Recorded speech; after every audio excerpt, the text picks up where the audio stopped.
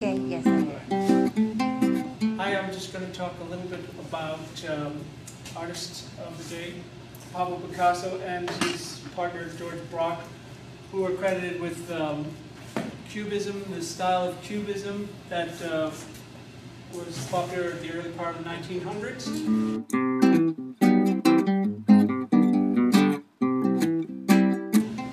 In my previous talks, we've talked about the old masters, Leonardo da Vinci, Rubens, people like that, and their conventions for creating the illusion of space and using atmospheric perspective and linear perspective, creating all these illusions to make objects look like they're getting smaller as they get further away from you.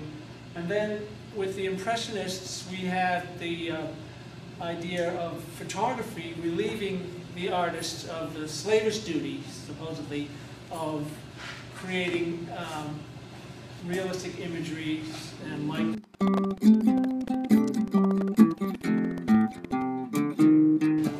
It's all just a matter of color. That's sort of what photography did for the Impressionists. Was it freed them up to open up their color. And then with Van Gogh and Gauguin, even, they got even more expressive with color. Cezanne loosened up with his brushwork so much so that he was painting these little square cubes looking like arrangements. And then at the turn of the century, the colors even getting wilder. The Fauves, it stands for wild animals, like Matisse was a very famous Fauvist painter. He was a little older than Picasso, and he met him at Gertrude Stein's salon in Paris. Gertrude Stein was an American writer who, with her brother, lived in Paris all at this time. Very fertile time in the arts over there. But what else was going on right at the turn of the century was motion picture.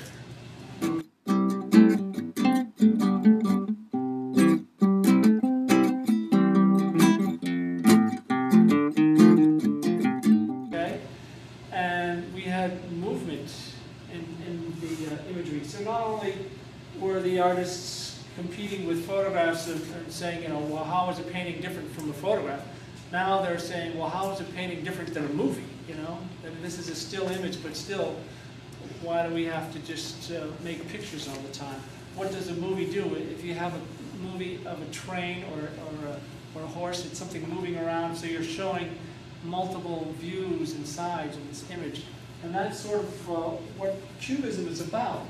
Also a big inspiration at the time was African sculpture. And both Matisse and Picasso were interested in African sculpture and the way that they felt free to, in their representations of the human body, not be really strict with anatomy or anything. You know, it looks like stick figures, but also they wouldn't really worry about the directions of the heads and everything. Like you could have your head going off in one direction, and on a human it might be a broken thing, but the body would be going in another direction. And so Picasso and Braque started playing with these concepts of varying views of perception, and came up with Cubism. The first phase of it is often called analytic Cubism, meaning that they looked at an object. They didn't work purely abstractly. It was always like a man with a guitar or a bowl of fruit with a bottle of wine, whatever. They had subject matter to start I should have been, true I should have been. with. But instead of just drawing it from one angle, they would draw it from like two angles and put it together. So you'd have a person with the nose coming off to the left side of his face, maybe his eyes going over here, and you know, the mouth going over there. And if you had a guitar, you wouldn't just have like one view of a guitar. There might be another side view of a guitar that you really wouldn't expect to go together in the same picture. So there was a lot of overlapping subject matter. And this sort of created a sensation at the time. And there was a lot of interest around that time because there had been already established an art market, and Impressionism was like this modern marketing whiz of a deal that became popular, and the art dealers were ready for the next new thing too. And the communications that made this possible, like I said, motion pictures was just proliferating more and more. So the one last thing I want to mention about Cubism and this style was the next phase of Cubism, probably around 1911. First was around 1908 or whatever, was synthetic Cubism, and that's more had to do with repetition of shapes, but also they incorporated the idea of collage, and sometimes they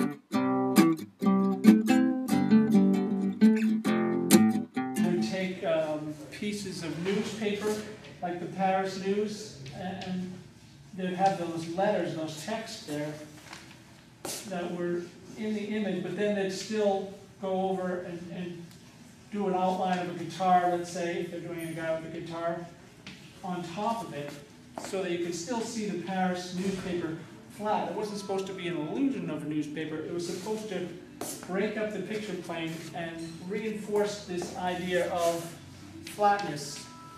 So the idea that painting was all about creating the illusion of depth or the illusion of color and reality has been challenged to the point where they don't want any depth at all. They just want to play with the what they call the formal elements of painting, which are the design, right, and the line and the color, not creating any illusion at all. This opened up a lot of possibilities until World War II, when things got, World War I, in 1914, when things got really crazy and the world seemed to be going mad. Still, that was the biggest casualty war in history, more than World War II or any subsequent wars or before or afterwards.